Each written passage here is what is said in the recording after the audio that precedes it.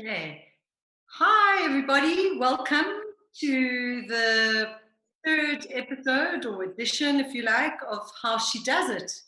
And this week, I'm delighted to say that I am interviewing and chatting or in conversation with the Prof. Estelle Trengrove, who is, in fact, the inspiration behind the series. I don't know if she knows this, but I kept on bumping into her on my runs and at the coffee shop in Park View. And we got chatting one day, and I discovered that apart from being generally delightful and friendly and charming in the hood, she was also the head of engineering, electrical engineering, information engineering at Wits, which I thought was fantastic. And in my mind, I thought, well, we need to speak to this wonderful woman so that she can inspire generations of other young women to follow in her footsteps. This is an important thing. And I thought, well, let me start an interview series. I was very paper based at the time. And COVID has inspired me to go onto Zoom, which is pretty scary. But anyway, that is it. We will learn more about Estelle in the course of the interview, but I'm going to hand over to her to just say hello to everybody. Hello, everybody. I'm delighted to be here in this conversation today. I don't know if you want me to give a brief overview of who I am and what I do. So I'm, as Aspasia said, my name is Estelle Trengrove. I'm the head of the School of Electrical and Information Engineering at Wits University. Wits has been the place where I've been the longest. I really love Wits University. I think it's a great institution. And I'll tell you later as we go through the conversation what all the other things are that I've done in my life. But I really enjoy my current job. It's got lots of different aspects to it. So I'm basically a manager of quite a big school. We have an academic staff of 35 people and a administrative and technical staff of about 15 people. And we have about 900 undergraduates and about 400 postgraduates, of which most of them are part-time. Yeah, so that's a brief summary. Fantastic. So, Estelle, firstly, please show the viewers what's on your lap. I'm sorry, it's incredibly impressive. You've been Thank you. Very busy during lockdown. That's my lockdown blanket. Have you had a glimpse?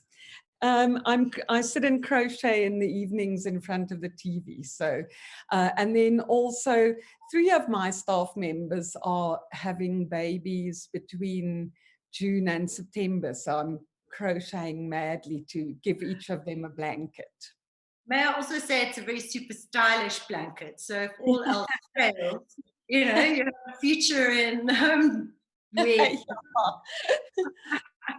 So one of the first questions I ask is, did you always know you were going to be an engineer of some sort, some stripe or another? And was this always your career plan? And I think in your case, no. I think so. So I would like to go back to where I started, and being an engineer was never my career plan. I went to high school in Pretoria, and then I went to the University of Pretoria, and I just carried on with the courses at which I did the best at school, and those were English, French, and German.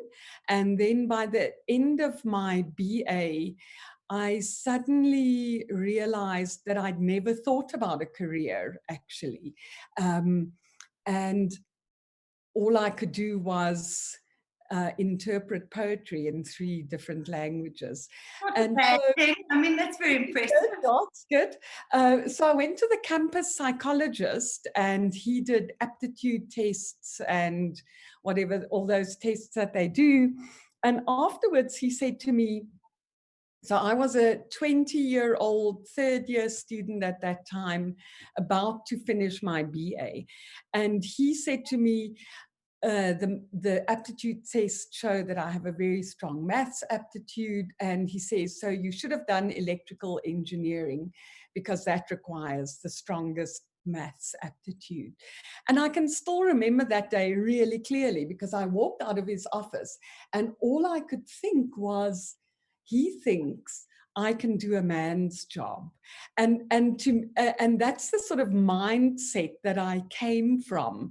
I came from a place where most people in Pretoria's mindset was that girls became teachers or nurses, but hopefully you find a nice husband and get married and then you won't have to work.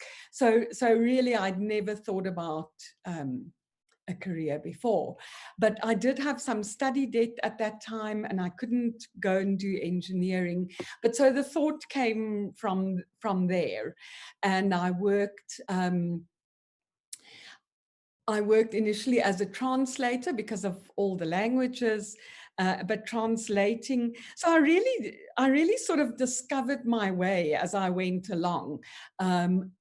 What I decided after the translating job was I don't want a job where I'm office bound. So sitting in an office from 9 to 5 was one thing that I knew I didn't want. And then I saw an advertisement in the paper for the Perscore cadet training course. So I went and I did that and then became a journalist, a reporter, where initially I worked for Die Vaderland, which used to be a Joburg afternoon paper. And then I worked at the Pretoria News in Pretoria. And I met the man that I married while I was a court reporter. And he lived in Joburg, so I moved to Joburg and worked at the Star for 18 months.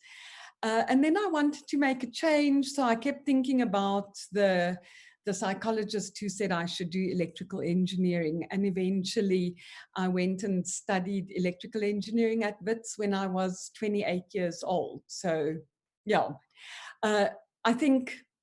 I mean, it's quite interesting because in a way it kind of gives everyone a sense of hope that, like, anyway, they say careers, you have 2 or 3 in your life, but and we know what you're going to be doing next is right.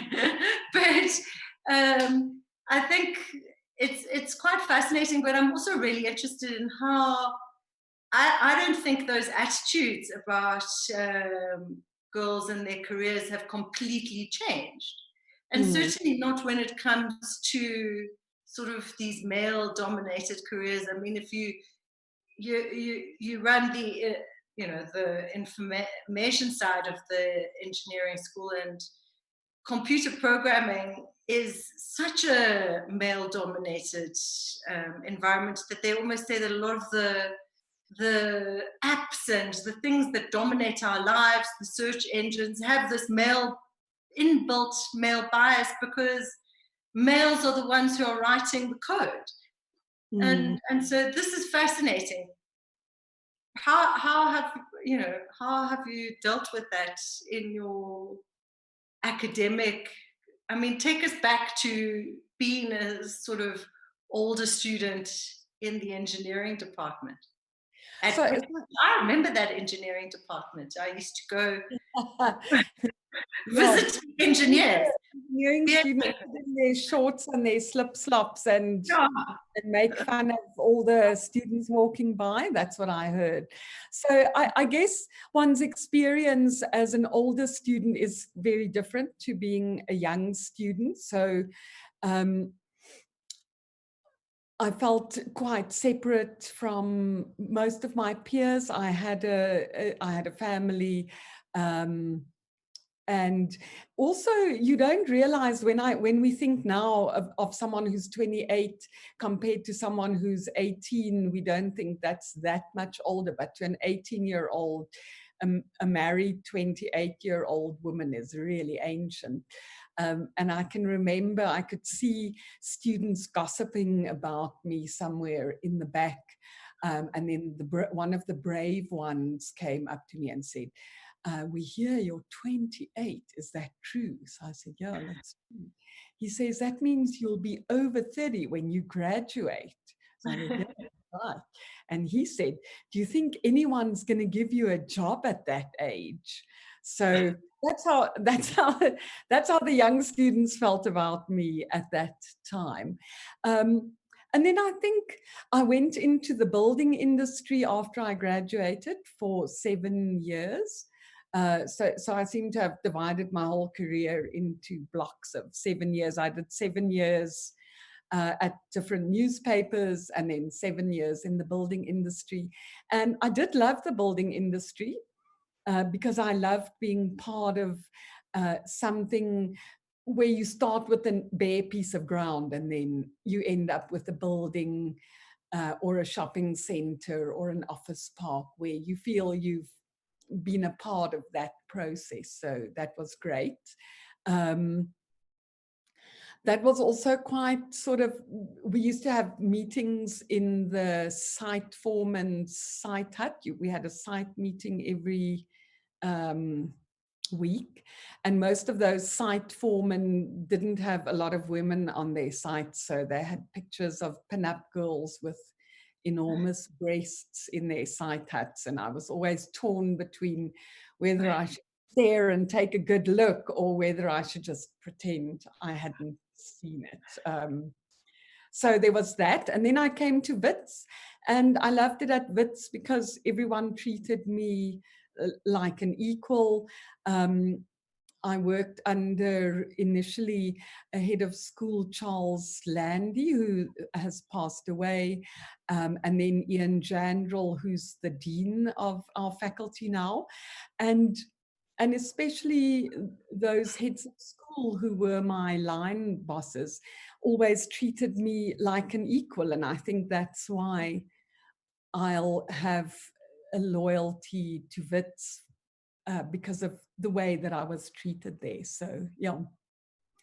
I mean, it must be quite a challenge. Like, that's like all the tertiary institutions have been through, like, some seriously challenging times over the past few years, and here we are again with a whole new, like, you know, how have you guys adapted to teaching under these circumstances? What is happening? So we have shifted everything online. We're doing emergency remote teaching. So I think it's important to differentiate between real online teaching and the emergency remote teaching that we're doing now, because it wasn't a properly planned process. I think real online teaching is properly planned, and you have to balance all the elements and so on. So we're doing the best we can. It's been a lot of work. I still lecture second year students. It's been a lot of work getting all that stuff online, and I think that's been the experience of all my colleagues too. And we realize that not everyone can be reached by this online teaching, but we'd like as many students as possible not to lose a year. And my staff have been amazing. They've put in a huge effort to get all their stuff online. And yeah, in engineering, of course, we do have the problem that practical stuff is still important. So doing the laboratories, working with an oscilloscope in a laboratory is important. And we're going to have to give students the opportunity to catch up with some of that stuff. Hopefully sooner rather than later. Who knows? Yeah. At least we've got like a few more months before the end of the year. Yes.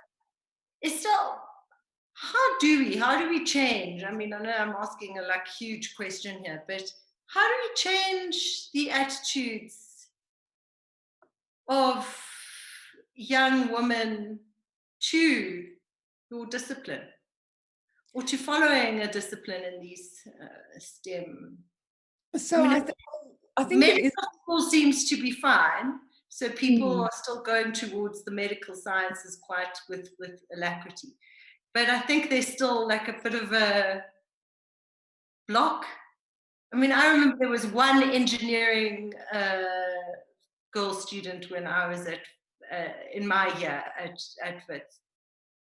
Yeah, so I think it is something that takes time, and I think it does help that there are um, that I that we're getting more women staff members.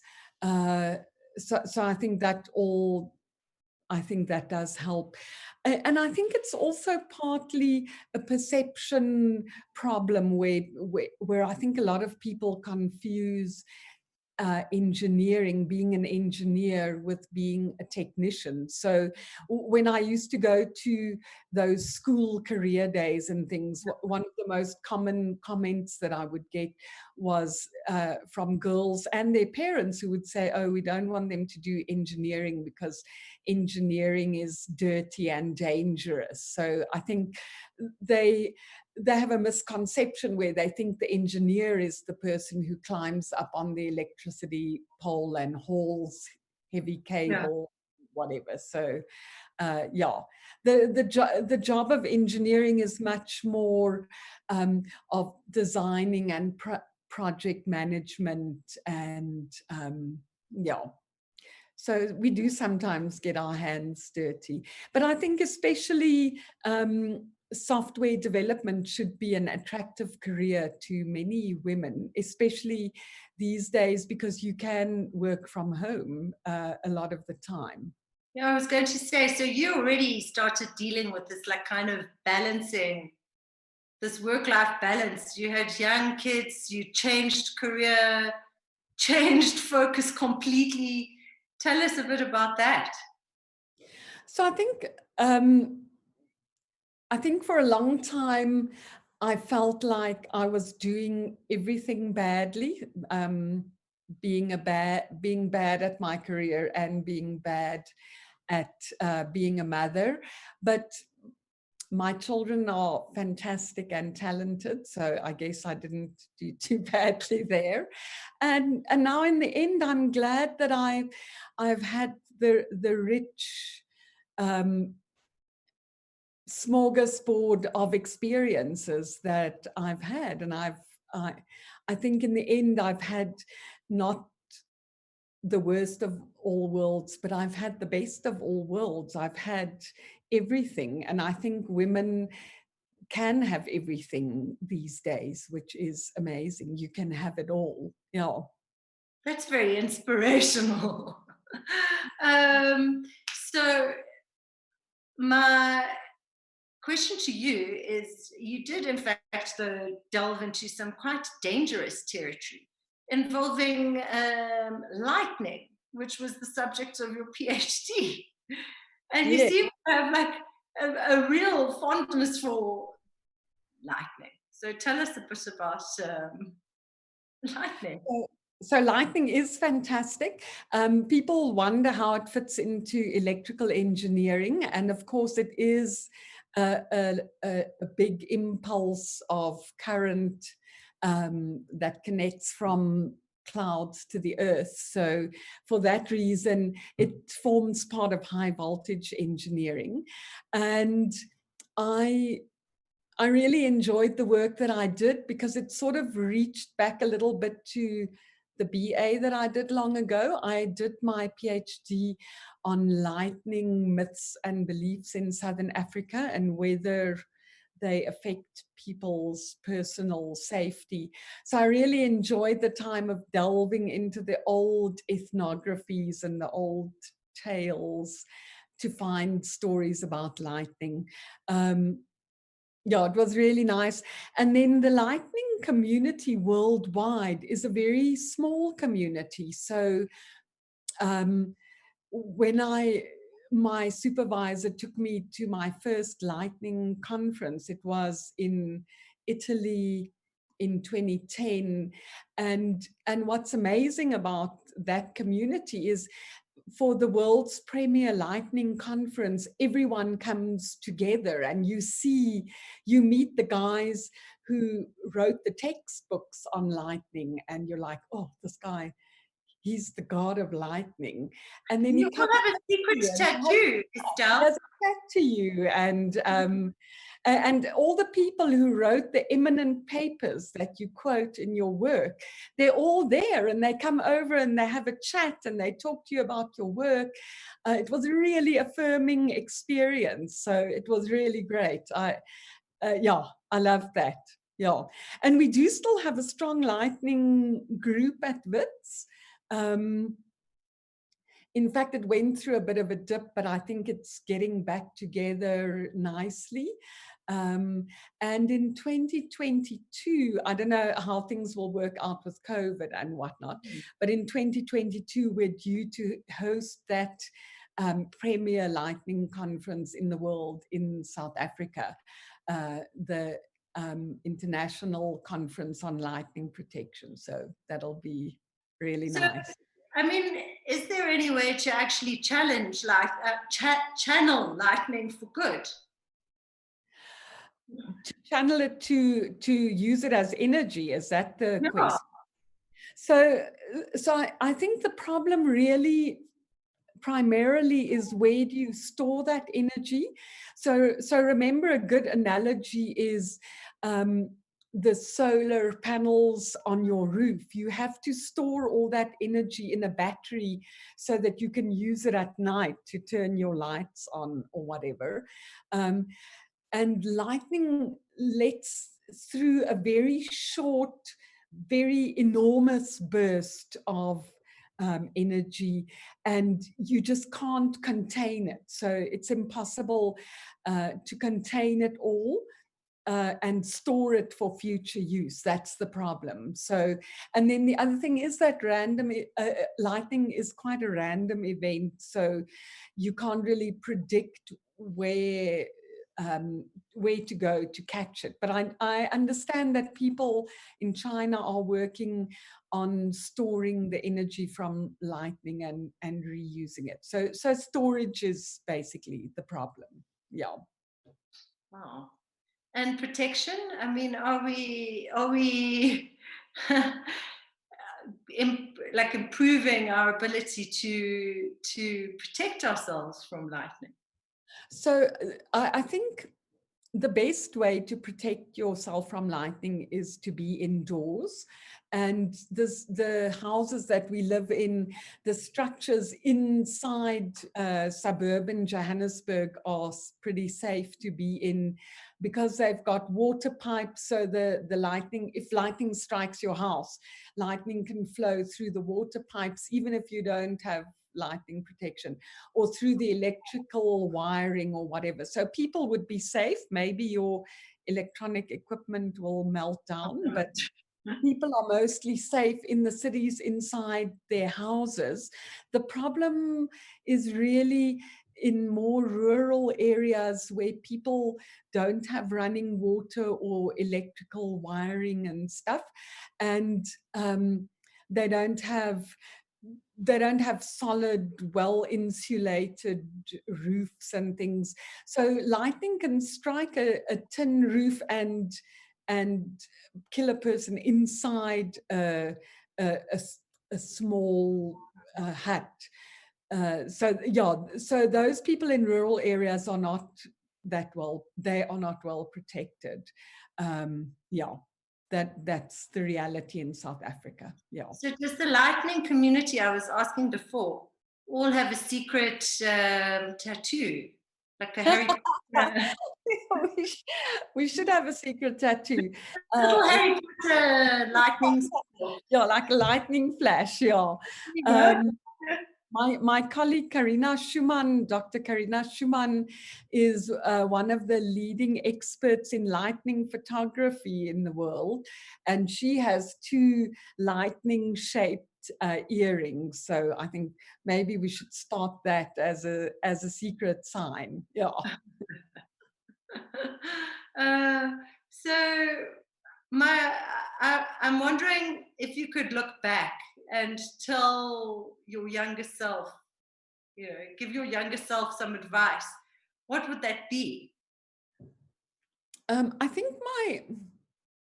my very young self, I would tell myself that I'm a smart woman, and I shouldn't underestimate what I can do and achieve in the world, and to take myself seriously. I think it took me I guess you shouldn't take yourself too seriously, but I think for a long time, even right through my first degree, my BA, I didn't take myself uh, seriously as a person who could have a serious career.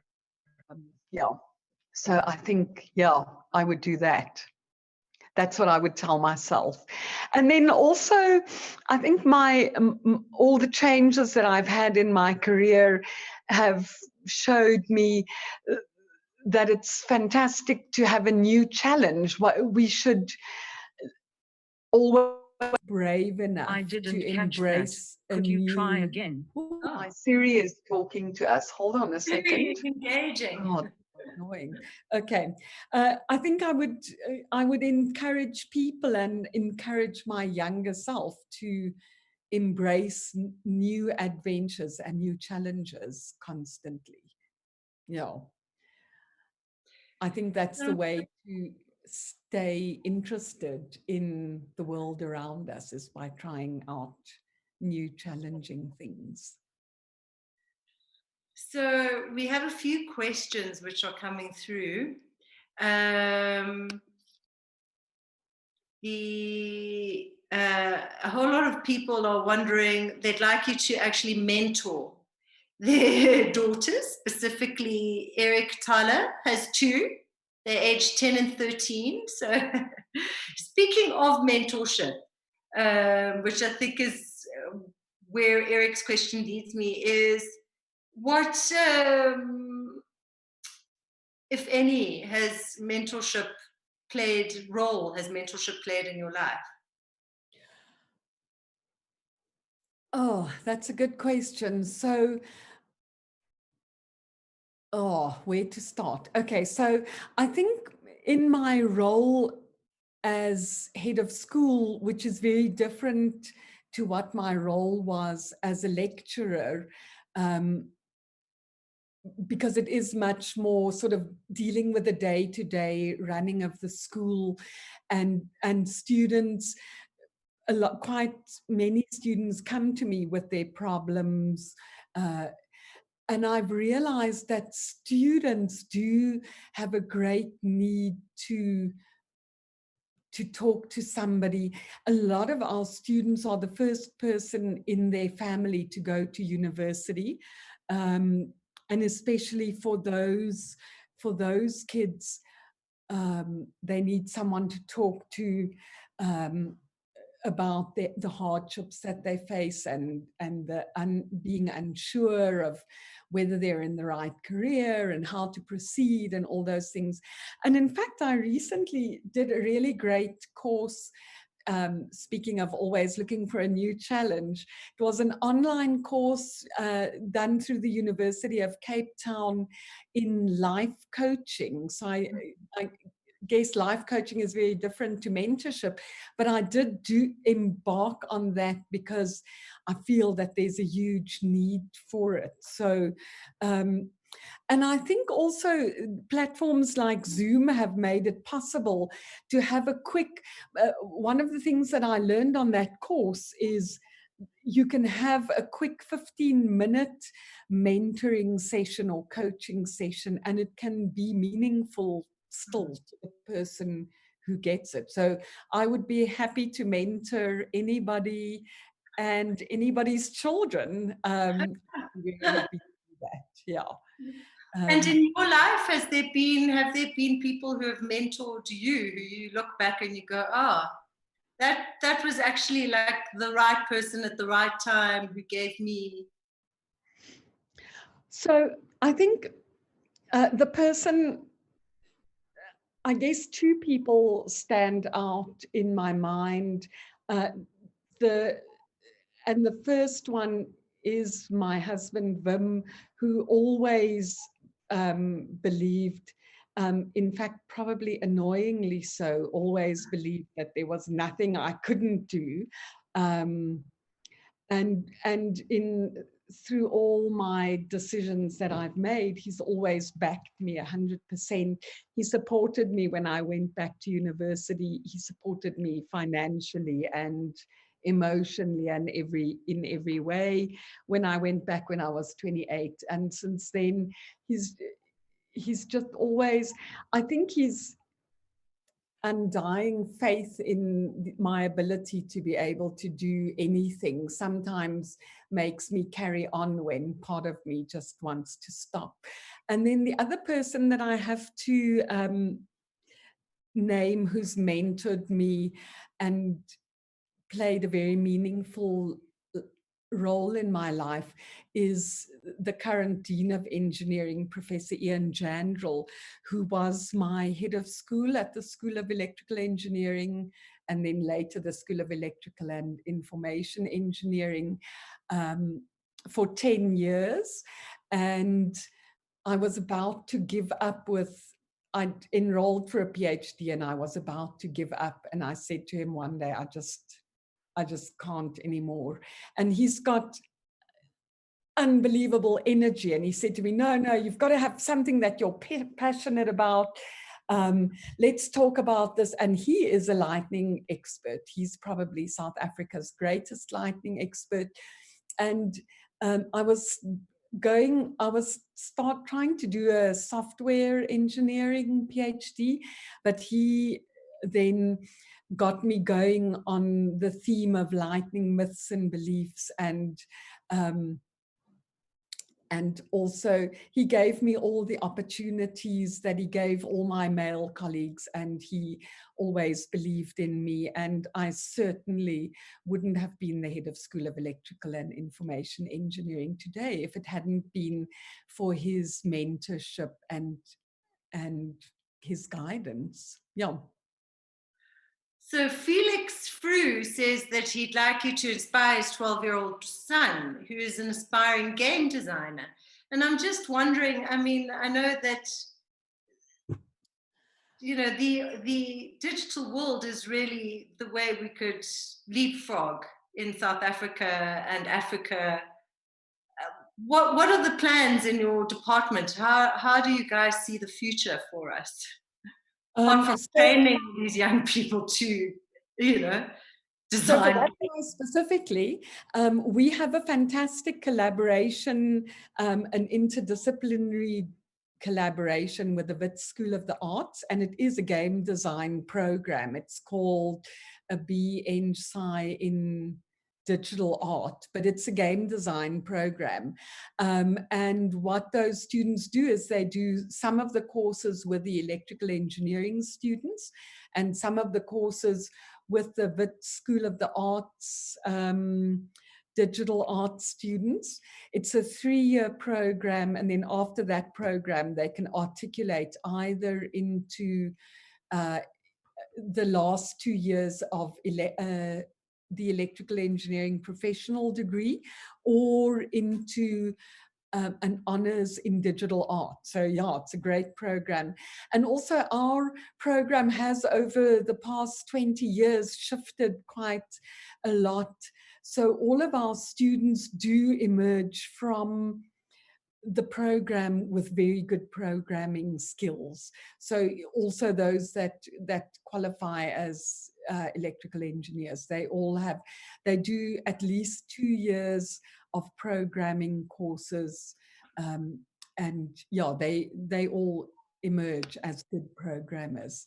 And we have very good feedback from industry that says that our guys who go into fields, and programming is everywhere these days. It's in financial institutions.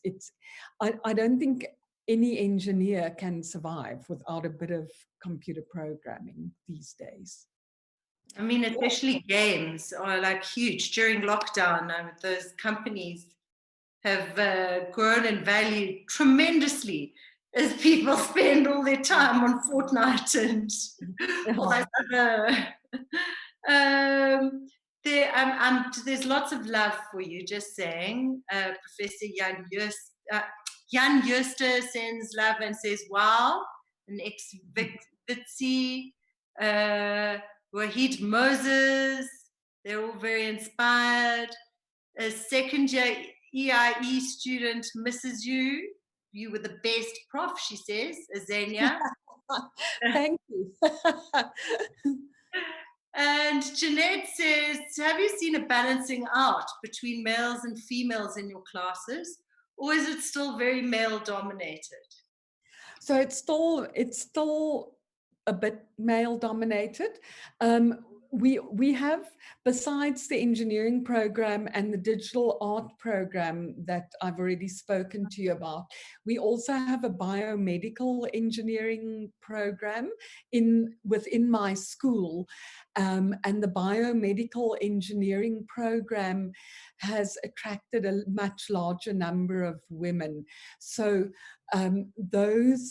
that program also is a 3-year BEng Sci program, and you can also go from that into 3rd and 4th year of electrical engineering. So it's what we call 3+2 program. So basically in 5 years, if you pass every year, you get 2 degrees, the BEng Sci and the BSc Eng, which is the professional degree.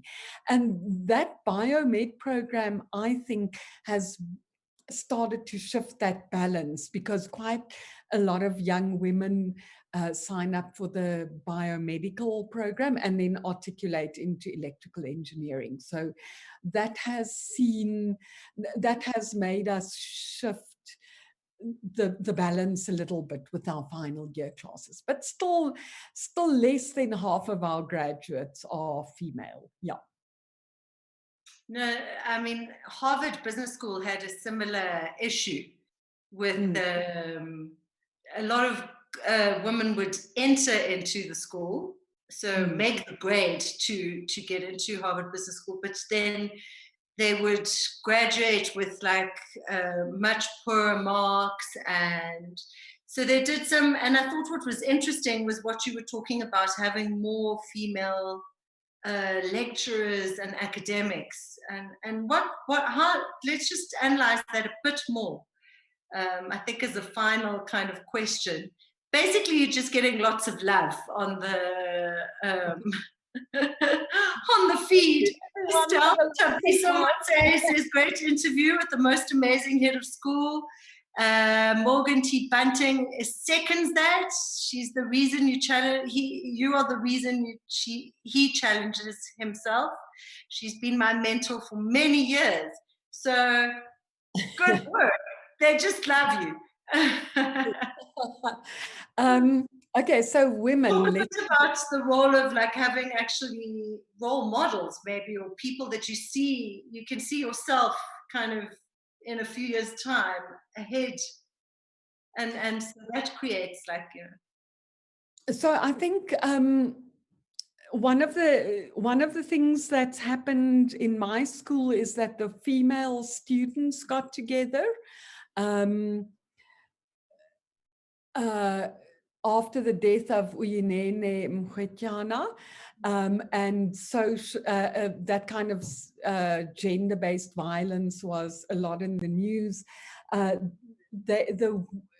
Quite a few of the class representatives are women, and they came to me and they said they wanted to form a group called Sisterhood, which they did with the support of the school. And one of the things that some of the issues that they raised were very interesting.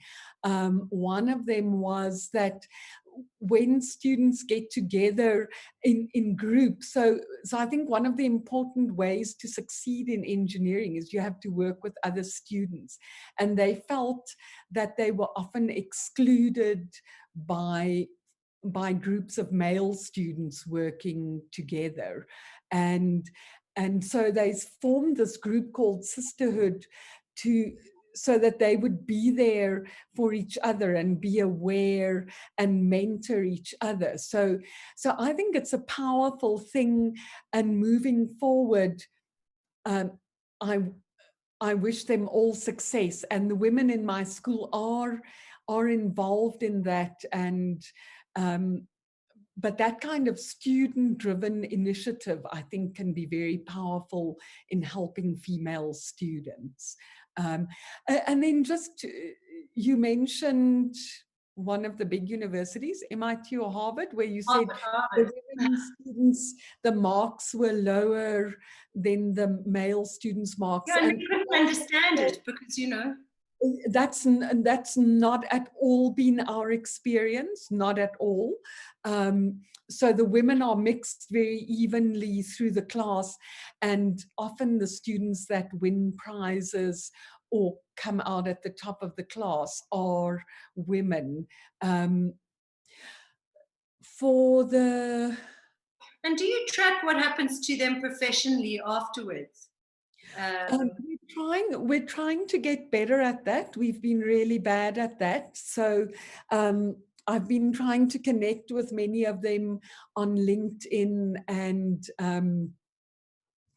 to get like a list, a database of former students going. But we have previously been very bad at that. It's been one of our failings. Yeah.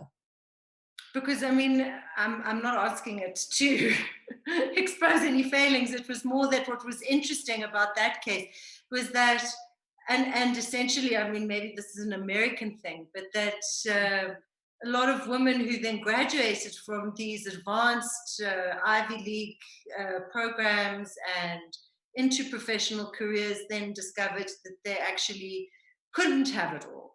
And a lot of them fell out of the professional environment or fell back, and it was quite interesting. And I'd like to, I think it's something to bear in mind as we go into the future. How do we then support women once they get into the professional environment? So maybe. Yeah, I think partly we have to support women by showing them that they can have it all, that you don't have to, if you want to have a family, you don't have to give up your job to have a family. And I think what the COVID-19 pandemic has shown us is I think it is going to shift how many people work forever. And I think it makes it more possible for women to work and have families. The fact that you can work online and do a lot of stuff online. So, yeah, I think it'll be good for career women who also have families going forward. And in fact, I've just realized this week that my lecturers don't even have to be co-located with me anymore. I can appoint a lecturer in my school who lives in another city or in another country, because you can literally participate in anything online. Yeah. Quite liberating, isn't it? If anything positive comes out of this, that might be one of them. One of those aspects. Alison Barnard was saying, how do you stay positive during this time?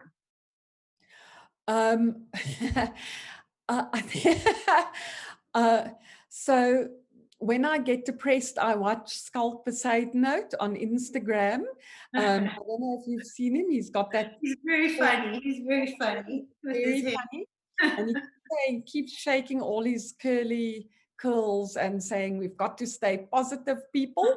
And so, yeah, I guess one of the other ways that I'm staying positive in this time is to get up every morning and get dressed for work. So some days it feels stupid, but I think you just have to do it. You've got to get up, and you have to have a place where you work, and you've got to get dressed and go to that place. So I think that helps me stay positive. Yeah. Um, and I guess we all have dips, but we have to carry on. Yeah. So I think that's a good place to stop, and maybe to stop with Oratile Marope's comment, which is more of the love. Estelle, so much love. She says, much love from her 2015 Ellen 1001 class, 1001 class. She once offered the whole class to come drink tea in her office when we were feeling anxious about exams. She alone made first year bearable. Thank you, Oratile. I used to still have coffee with students now and then, and